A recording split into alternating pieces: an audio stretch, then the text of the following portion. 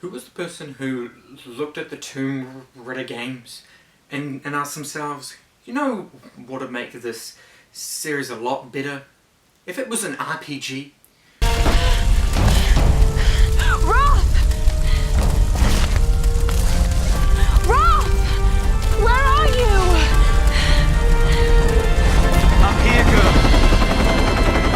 Come on, John! You can do it!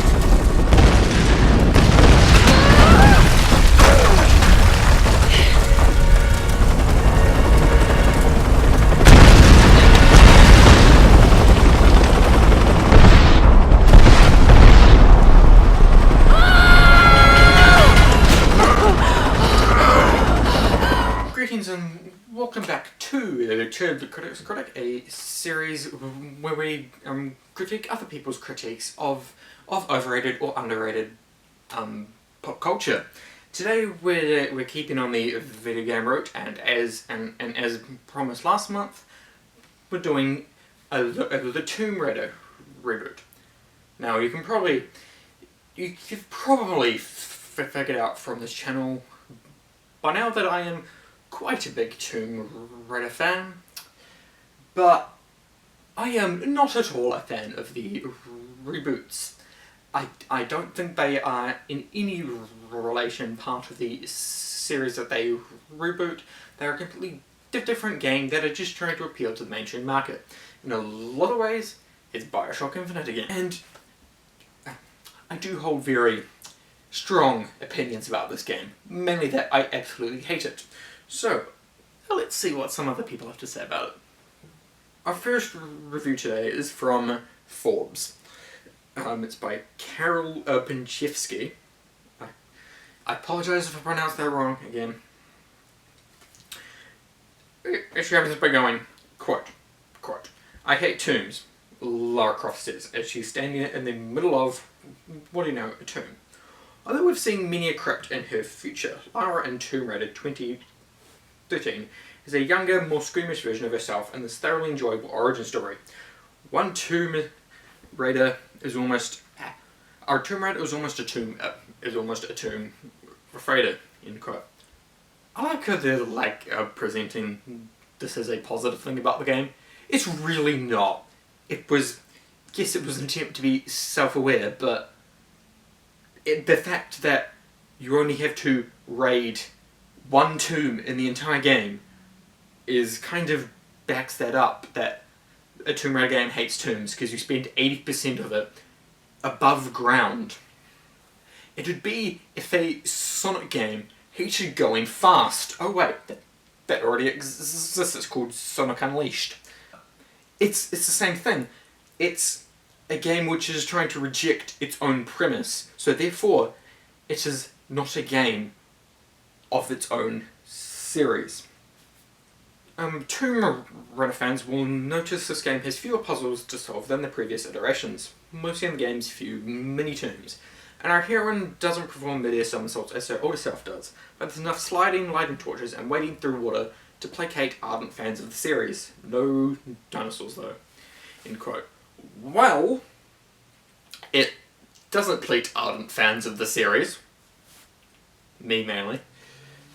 And quite a few other Tome Raider fans I've heard of much prefer the classic games over the reboot ones. I mean, I'm not a fan of the classic ones either, because I think they've aged quite horribly and the controls make the game really unplayable, but the first reboot I am a huge fan of. When they, like the Anniversary, Legend, Underworld, those games are absolute bangers. But with the game having fewer puzzles to solve than the previous iterations, mostly in the game's few mini-tombs, again, that's the problem. In the mini-tombs, in the ones that you don't have to do, in the optional challenge tombs, you can play the entire game with only encountering one puzzle, maybe two. One that I remember was the only hard puzzle in the game, only because it was dark and I could hardly see what I was supposed to do, which is a running theme throughout the game. Again, it's rejecting another one of its own franchise's tropes of puzzles and putting them behind an optional part of the game. Further down the line, in terms of gameplay, after describing the general RPG mechanics of the game, which I hate, Itchy goes, quote, "Some of these points are more appealing than others. For example, we can choose to place a point towards finding extra salvage from crates, or we can gain extra rewards when, looting animal corpses. We create some of those corpses too. Lara has to hunt to survive at the start of the game, and then Dare is good eaten. However, she feels remorse for her carnivorous diet," end quote. This has been a common argument about the game of Lara feels remorse for killing animals, but then at the end of the game you can just mow like 20 of them down without her blinking an eye, because it's a video game, and they didn't really think this through. Same with like killing the actual humans in the game. Lara like is absolutely distraught when she kills one, but in the rest of the game requires you to mow down more hordes than that. Yet she doesn't react apart from that first time. Continuing on. Thanks to her two-way radio, Lara hears from her friends and seeks them out. The terrain isn't vast, but it's large enough to be confusing, particularly in the beginning when you're getting the bearings. Again, if you manage to get lost in this game, how? If you get really disoriented, we can select a wonderful instinct mode that highlights Lara's current destination. This instinct also highlights objects that we can interact with in the area, like fires from which we can light our torch, and bodies we haven't yet looted. Finish using instinct, shake it off just by stepping forward. Neat. Yes, another game which, like Bioshock Infinite, has a dedicated button on the keyboard to show you what to do. Which is sacrilege for a Tomb Raider game. All we got in the previous games was an occasional vague hint from Lara herself. But now, no, because A, the screen's too dark we can't actually see anything, and B, because there's so many unnecessary RPG elements in the game, we need a dedicated button on the keyboard to highlight them all to find out what to do. Anyway, on to our next review. Our video one this week is also from IGN, because they do quite in-depth videos. So let's see what they have to say. Over the course of the game, we see this intelligent, resourceful young woman become something closer to the Lara Croft we know, fearless in the face of peril. Fearless in the face of peril. Have you played this game? Half of Lara's dialogue here is just screaming. The first hour is a sequence of carefully scripted set pieces and, yes, the odd button mashing QTE. Again, the odd button mashing QTE. Tomb Raider is so good at this that you'll forgive the strict direction, especially after the game opens up past the 60-minute mark. I don't. Croft has been to some really impressive places in her day, and happily this island is among them. It is stunningly beautiful, and the game gives you plenty of opportunities to admire it from cliffsides, misty mountain outlooks, and precarious climbing ropes. This is literally the ugliest game I've ever played. A compelling reading of the character. We see Croft's vulnerability, but she's never disempowered, and never less than totally capable in extreme danger. Have you played the game? I can think of numerous times in the game, off the top of my head, where Lara Croft in this game is not adept at all to her situation. That mainly being the entire bloody game. Can you make the argument that she's totally capable in every situation where it's the player who's controlling her, so therefore she's only as capable as the player who is controlling her? There are a few jaw-dropping moments in this story, and some sadness too, as well as some excellent fan service. Please tell me where the fan service is in this game? Like, where? It's a good while before you first pull out a gun in Tomb Raider. Remember what we said last week about Bioshock Infinite being a glorified walking simulator for an hour until you pick up a gun? Oh look, it's happening again. Combat has never been the strength of Crystal Dynamics' Tomb Raider games, but the developer has finally nailed it here. Okay, fair, I will hand you that. The combat in previous Tomb Raider games haven't been that good, but people do not play Tomb Raider games for the combat. They play Tomb Raider games to do what it says on the tin, to raid tombs. Even when Tomb Raider falls back on action game cliché, such as this burning building escape, it does so with such confidence and aplomb that you don't mind. In fact, this sequence is one of the game's most breathlessly exciting moments. And you know why it is one of the best levels on the game? Because it's different. It looks different from all the ugly set pieces of the game. It's the one and only level that actually has a variety from the rest of the setting. The Tomb Raider heritage shows itself in the game's secret tombs, which are hidden around the island for you to discover. These are self-contained one-off puzzles that lead the way to treasure. They are frequently ingenious, challenging enough to make you feel very clever when you find the solution. This traditional Tomb Raider exploration takes a backseat to the storyline in the main campaign. You are admitting openly that the Tomb Raider part of the game takes a backseat to the bland story that nobody cares about. Good. After the story is complete, you can go back and comb the whole island for collectible trinkets. Miraculously, you will actually want to do this. No, I did not.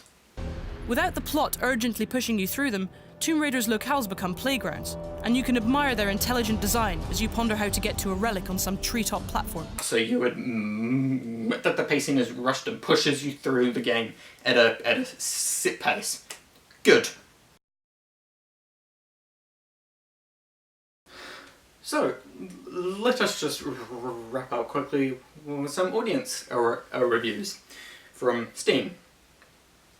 It's just like the top most helpful reviews apparently. I Am Emad says, it's a well-made game for the year 2013. Definitely worth giving it another try and explore these secret dark tombs or visit the Japanese monster thing again. P.S. Please fix that branch bug on the first secret tomb mission after 7 years. I mean, I don't know what bug that is referring to, but Tomb Raider games have always been plagued with bugs, so just accept that. Yeah, that's a pretty overall review. It's fine. Jail has a pretty in-depth review here. He says rating 4 stars out of 5. A review. My knowledge of the Tomb Raider series is fairly limited. I mainly played the original trilogy on the PS1, and since I didn't like them that much, I didn't bother with the sequels until now. Like, oh, yeah, that's the problem. Like, I know there are fans of the classic games and there are fans of the modern ones, but I'm like in the middle with the the kind of modern ones that were really good, but no one talks about them. They're really good. Further down he goes, the story is interesting and does have some fancy elements that might not work for everyone, but for me it did the trick just fine. I really like the story of the game. I mean, again, it's a Tomb Raider game, magic's a staple of the franchise, so just go with it. The character difference between games is notable. Oh, someone finally comparing the games. Good, finally. The old Lara was an ample-bosomed Terminator that just shot everything on the run. The new Lara is a whimpering little girl that eventually evolves into a female Rambo. She's even armed with explosive arrows. She's no longer a superhero. Her bust size is normal too. I really like the changes, makes the character more believable and realistic.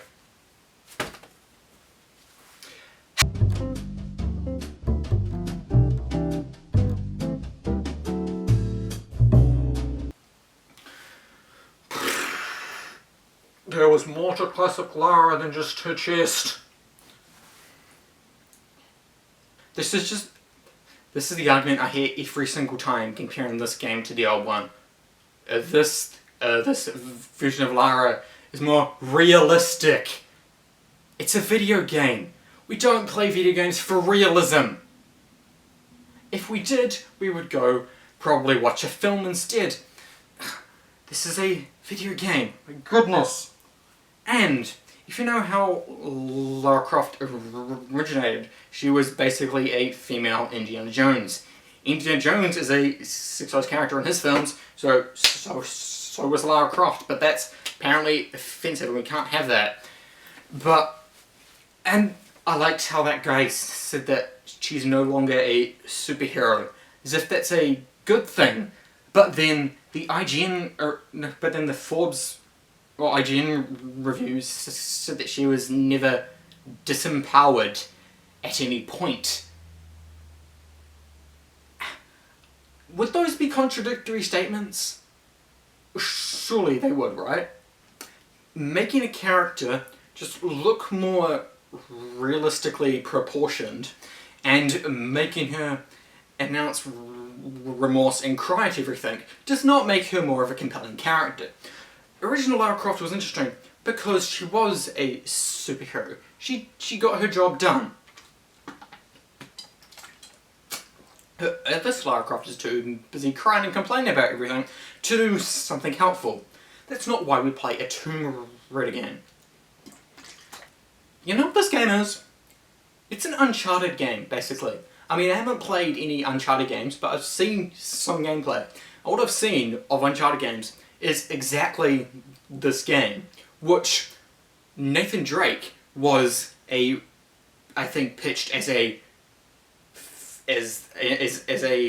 competition to Indiana Jones. So it's basically, and Lara Croft was a female Indiana Jones. So this is basically copying a copy of a copy of a copy. Go back and see if there are other people on Steam who actually know what they're talking about. Oh yeah, did I mention that this game won Game of the Year? Because apparently the people who hand out the Game of the Year awards don't know anything about franchise consistency. Again, MJ here says that he wasn't a fan of the old/classic Tomb Raider, but this one's amazing. Which shows this is a game that is meant to appeal to not Tomb Raider fans. This is meant to make Tomb Raider more palatable for the people who didn't like Tomb Raider games. And every single time that happens, it basically kills a franchise. Bioshock Infinite did it, and we haven't heard anything from Bioshock for years. Serious Sam did it, and we haven't heard anything about that game for years. Yes, games have niche markets. That's the nature as video games. Video games require more of an attention span than a film.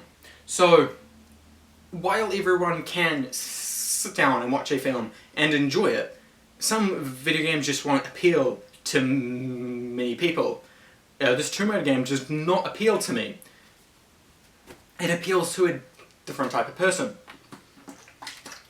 But with the amount of games out there, there are niche games. There are niche games for everyone. I mean, there are some games I totally cannot understand why people play and enjoy them, but that doesn't bother me. What I wouldn't do is try to sabotage their own. I wouldn't try to sabotage that franchise and make it more appealing to me by pretty much changing everything about that franchise. Because I know that would piss off classic fans. I wouldn't care as much as I do about this game if it wasn't the two things. One, if this was an actual prequel. This game is set during the present day. Classic Tomb Raider was set in the present day, which makes the classic Tomb Raider games take place earlier in history than the prequel, which really annoys me. You could have just made it an actual prequel and not had it interfere with the entire Tomb Raider franchise. But no, you wanted to interfere with it for some reason. Are you trying to cover up something? Were you that ashamed of the classic Tomb Raider games that you made this pile of garbage to pretty much hide it from existence? Secondly, links into that previous one. People don't stop talking about this game. And now whenever someone brings up the Tomb Raider games, the reboots is all they ever talk about. There's more to the Tomb Raider franchise than these new reboot games. She was a household name before this. She had her own comic series. She had her own film. But for some reason, you now override all that. You completely change this character who everyone knew as a particular thing and made her into pretty much a completely different character. And so now on whenever I'm in a group on Reddit and the Tomb Raider subreddit, it's just filled with stuff about the new games. I don't care about the new games, because I was a fan of the classic ones. And because fans of the new ones don't appreciate the old ones, which is, again, what this boils down to. It's the same with Bioshock from last month.